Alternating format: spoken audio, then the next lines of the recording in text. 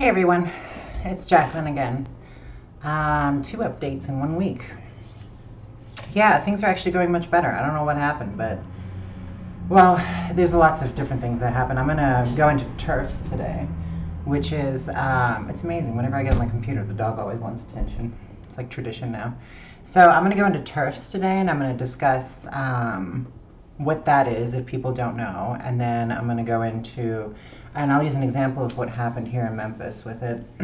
And then what else I want to talk about? I want to talk about how great my job's going, and what else is happening. And then I got a job offer. This is kind of crazy. I'm really on the fence about it. I'm not 100% sure. I have certain friends that are like, you need to take this. This is a once in a lifetime thing. And then of course I have my mother who's like, you're not doing it. So it's like all kinds of stuff. I'll talk about that at the end of the video. So stick in there for that bit.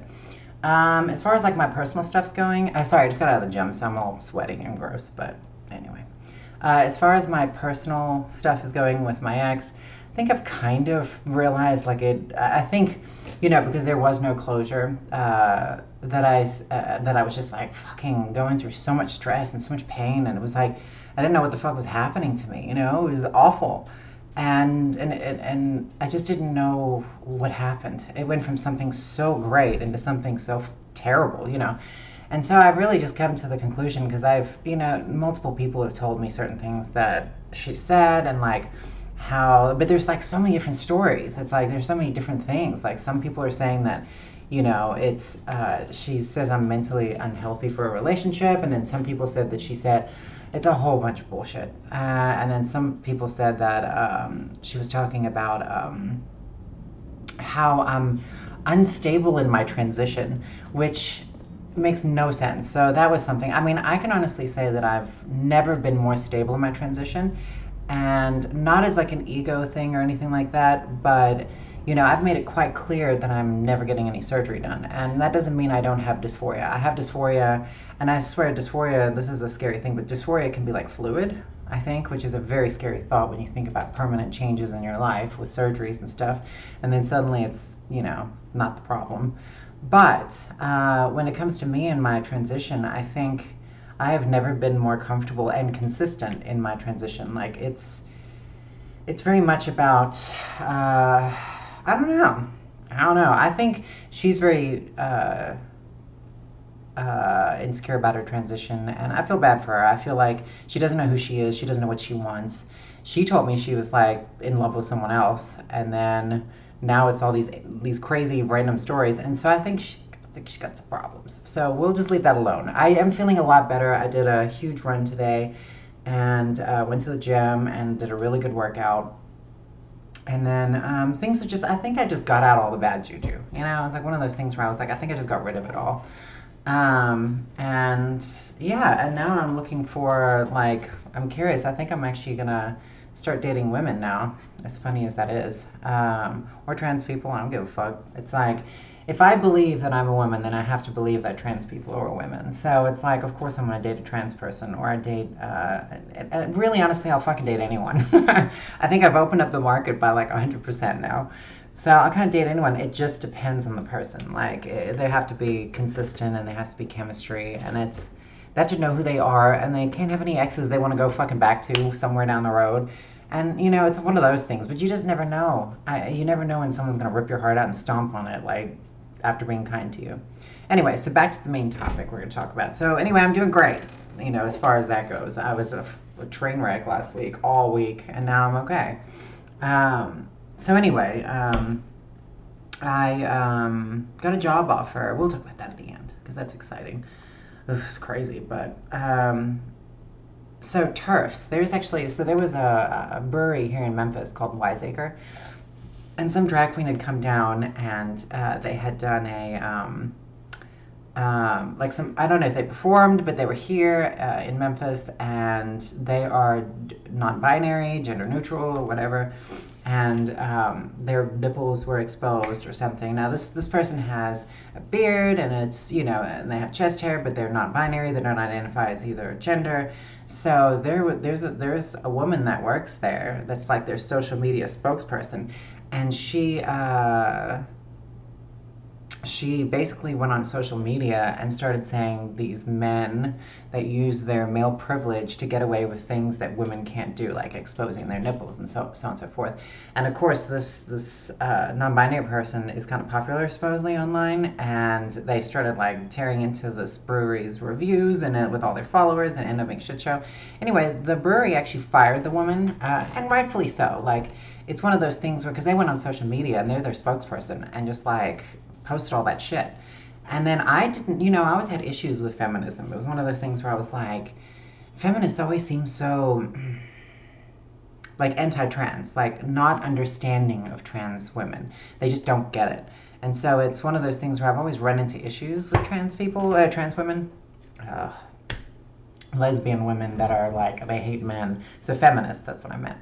And so I've always been like, I don't know, it's like really extreme feminists freak me out. And I found out what it is. They're called Terfs, like TERF, and it's like trans exclusionary radical feminists, or they call themselves rad femmes. I don't know. And they're always like, they think that trans women are just men that are never going to be female, because being female is an experience, not a feeling.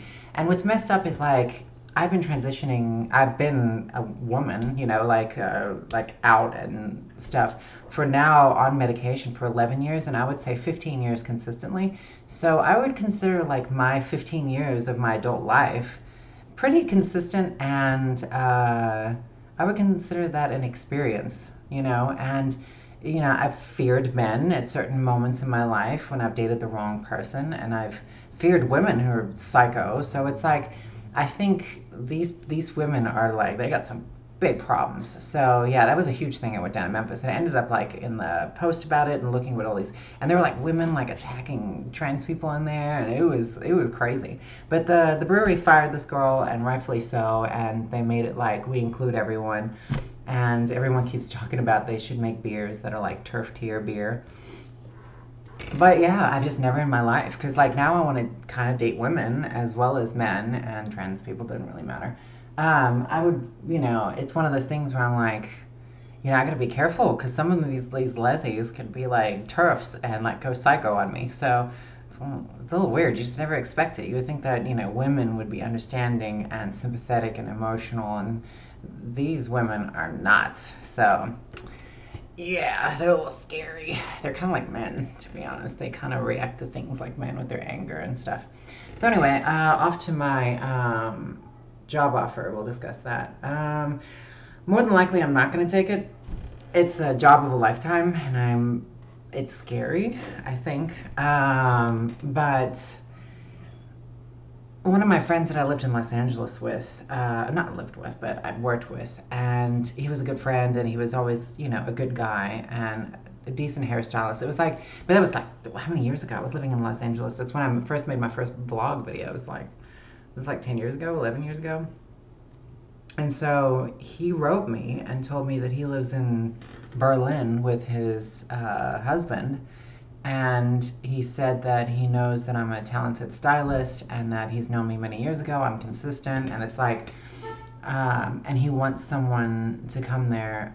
And supposedly my license for doing hair would just transfer, and he could get me a place set up. And so 6 months from now, I could go there, and it would be great pay, and I would have health care and 28 days paid leave. And I'm like, it's such a scary thing. So I'm processing this, and I think to myself, I'm like, do I want to give up everything I have here? I have a great clientele that I absolutely, the only reason why I'm living in the city right now is because of my clientele. Otherwise, I'd be up north, probably in Washington State, Colorado, or something like that.